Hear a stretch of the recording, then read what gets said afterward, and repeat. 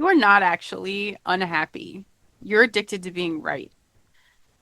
Think about it. Every time something goes wrong, there's a small, quiet part of you that feels a hit of satisfaction underneath the frustration. I knew it. When you think about it, I'm right. I called it. This is exactly what I said would happen. You've built an entire identity around being the one who saw the disaster coming and being right about the disaster. And it feels so good that you've started quietly rooting for disasters just so you could be right again. That is not pessimism. That is not just being realistic, which is the lie you tell yourself to make it sound responsible. That is an addiction. And like every addiction, it's not actually about the thing itself. It's about the hit. The hit of being right is real, chemical, satisfying, and it's costing you the one thing you say you want most, which is to actually be happy. You cannot be addicted to being right about how bad shit is and how bad things are, and also be the kind of person who experiences real joy because those two things cannot occupy the same body at the same time. Hey, you guys, welcome back to Listen Bitch podcast. I am Brandon Lynette. I'm your voice authority podcast coach. Your mess is your message. Your potential is your purpose. Get the fuck over yourself and go build some shit. Uh, and nobody really talks about this because it doesn't look like what people picture it when they picture an unhappy person. Okay. This is not about the crying on the couch. This is about that specific satisfied certainty of being the one who predicted the bad outcome and how good that certainty feels and how much it's costing you without ever noticing the trade that you're actually making. Before we go in today, the show is brought to you by my favorite super patch.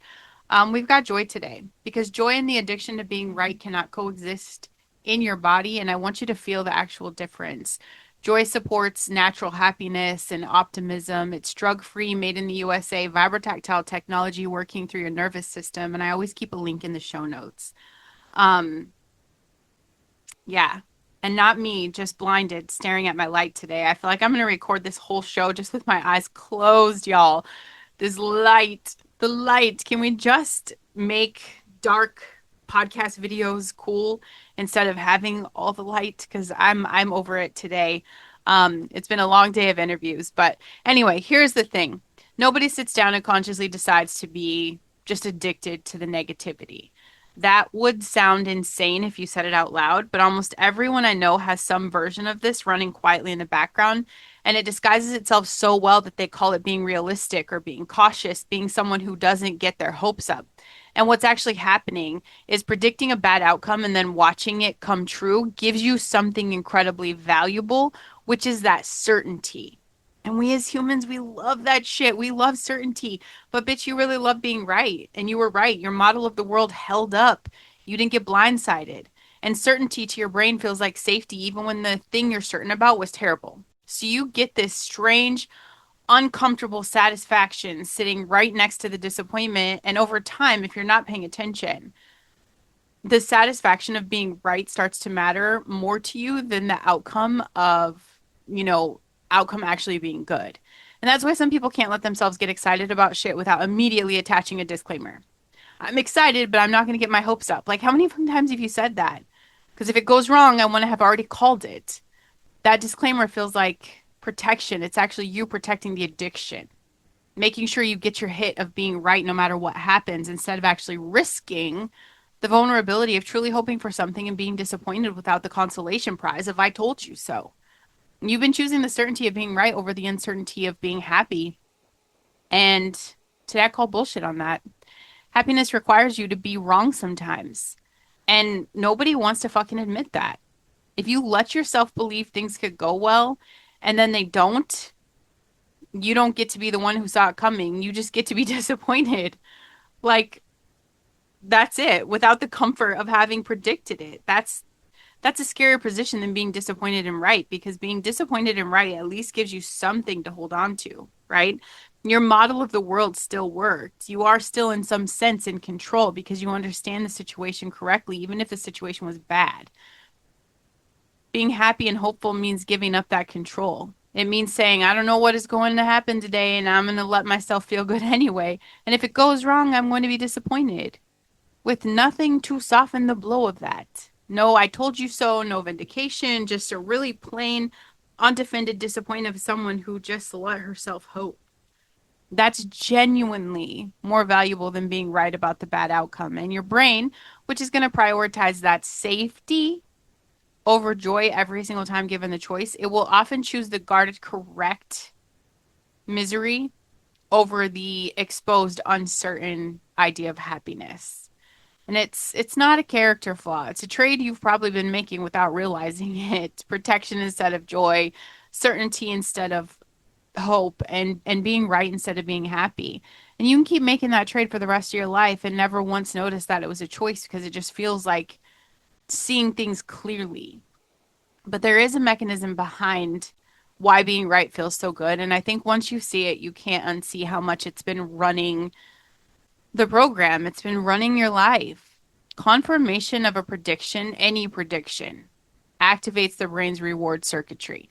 The same basic system evolved in other reward-based behaviors. When reality matches what you expected, even what you know, if what you expected was bad, your brain registers it as a small success because accurate prediction is fundamentally what the brain is for. It's built to model the world and reward itself when the model turns out to be correct. This means a negative prediction that comes true can produce a genuine reward signal layered right underneath the disappointment of the bad outcome itself. And most people never separate those two feelings because they're so fucking tangled together. But over time, if you repeatedly get this reward from negative predictions and it's coming true, you train your brain to actively favor generating negative predictions because negative predictions are, in a strange way, very strange way, they're safer bets. Bad shit's easier to imagine vividly and just easier to justify as realistic. And confirming them costs you nothing except more evidence for a worldview you already have. Positive predictions, now that's the risk, bitch, because when they fail to come true, there's no reward signal to soften the blow, just the plain cost of fucking disappointment. And your brain, optimizing for the safest available reward, starts quietly favoring pessimism. And it's not because pessimism is more accurate, but because it's a better trade on a specific reward that it's designed to choose. Um, and the way out, honestly, is not forcing yourself to be blindly positive. None of that toxic bullshit is not going to work, and it's not honest anyway. It's noticing the hit when it happens. Like the next time something goes wrong and you feel that small, satisfied, like, bitch, I knew it. I fucking knew it. Underneath the disappointment, I want you to name it. That's the reward circuitry firing on being right, not on the outcome being good. Once you can see the two feelings as separate instead of tangled together, you could start choosing not to feed the one that's costing you your actual happiness. Neuroplasticity means the pathway that currently favors negative predictions can be retrained, but only if you stop mistaking the hit of being right for actual fucking wisdom, really. Okay. Think about smoke detector that has been rigged to go off constantly at the smallest hint of anything, whether or not there's an actual fire. So this happens every time I turn on my stove, right? At first, it seems protective. It's just warning you about everything all the time. And you feel like you're never going to be caught off guard by a real fire because you're always braced for one. But eventually you realize the detector is not actually protecting you from fires. It's just making you live in a permanent state of alarm, of the constant chirp and the beeping and the strange relief you feel every time it turns out it was just smoke, but no real fire. See, like I was right to be alarmed. That's not safety. That is really just the exhausting satisfaction of a system that's been calibrated to expect disaster constantly, whether or not disaster is actually coming. You've built this internal smoke detector, and it's been rigged the same way, and it goes off constantly, predicting the worst. And every time the worst actually shows up, some part of you feels that strange relief. I was right to be alarmed, but you're not actually safer for it. You're just living in a permanent state of bracing, mistaking the relief of correct alarm for the peace of actual safety. And those are not the same thing at all. A detector never fucking stops going off, is not protecting you.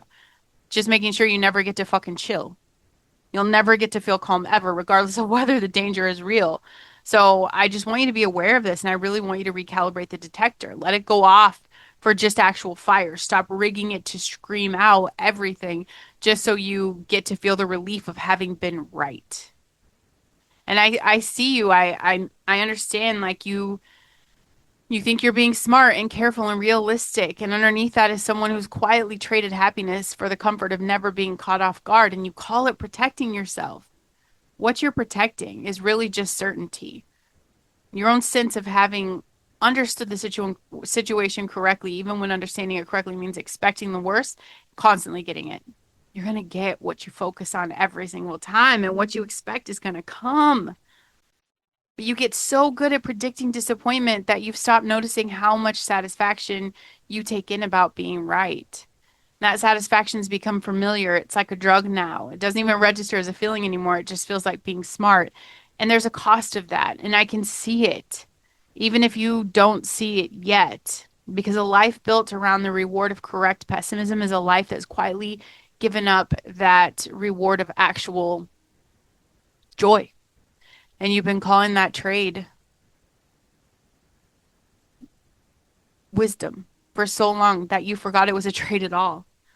But I see you. You're fully capable. You're fully capable of feeling real, undefended happiness, the kind without the big disclaimer attached, and who's just never let yourself practice. You've just never let yourself practice enough to really trust that. That capacity didn't go anywhere. It's just been unused while the smoke detector does all the talking.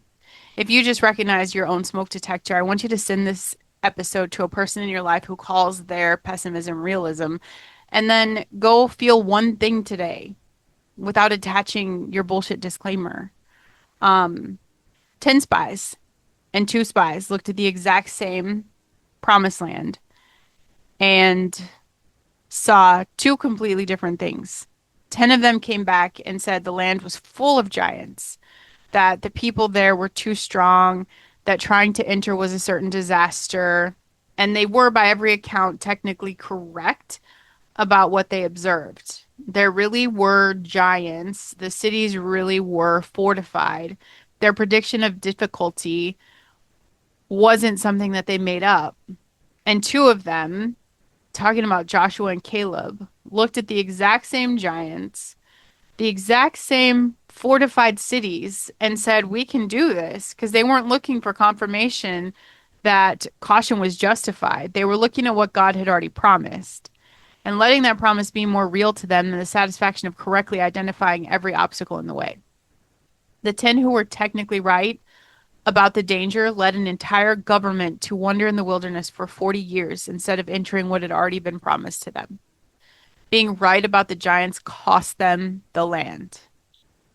The accuracy was not the problem.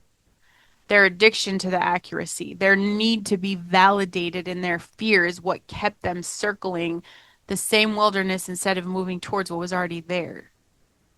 You have your own giants. You have your own fortified cities, your own accurate, technically correct reasons why this is going to be hard or might not work. Joshua and Caleb did not deny that the giants existed. They just refused to let being right about the giants outweigh the promise. So stop needing to be right about the wilderness and start moving toward the land. This means you got to catch the hit.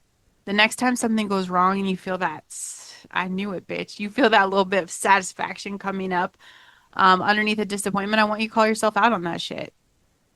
That's the reward circuitry firing on being right. It's not the outcome. Let yourself be wrong on the hopeful side. Pick one thing this week and hope for it fully without the disclaimer, without preloading the I told you so in case it folds. Feel the actual vulnerability of that and do it anyway. And then recalibrate your fire detector. Ask honestly whether the alarm going off constantly has ever really protected you from anything, or if it just guarantees you never get to fucking chill. You're not unhappy because life keeps disappointing you. You're unhappy because you've been quietly rewarding yourself every time it does. And that reward has just trained you, like a little puppy, to expect the worst so reliably that hoping for anything else now feels like a risk you can't afford to take. It was never really about being realistic. It was about the hit. the satisfaction of being right, sitting there underneath every disappointment. So familiar, you stop noticing it's there. So comfortable, you start calling it wisdom. And the whole time, real happiness. The undefended, disclaimer free kind has been sitting untouched because you've been too busy protecting your record of correct predictions to ever actually risk it. The 10 spies were right about the giants and it cost them the promised land. Being right is not the same as being free. You can keep collecting your small, bitter hits of I knew it for the rest of your fucking life. Or you can let go of the need to be right about how bad shit is and let yourself actually want something without the fucking disclaimer. Recalibrate the detector. Stop rigging it to scream at everything. And when you're ready to stop circling the wilderness of your own accurate predictions and actually build shit that you've been too scared to fucking hope for, I want you to come find me. If you have a story or a calling sitting on either side of your own giants, build it in the Audacity Lab where the promise gets turned into something real instead of just something you were just technically right about. If you're not ready to build a whole show yet, maybe for yourself, but you know you have a story worth telling, I dare you to come sit in my hot seat and let me help you see what you are actually capable of before you talk yourself back into the wilderness. Show notes are available. That's how you reach out to me, brandonlynette.com. I will see you guys. Shit, is this Thursday? I will see you next week.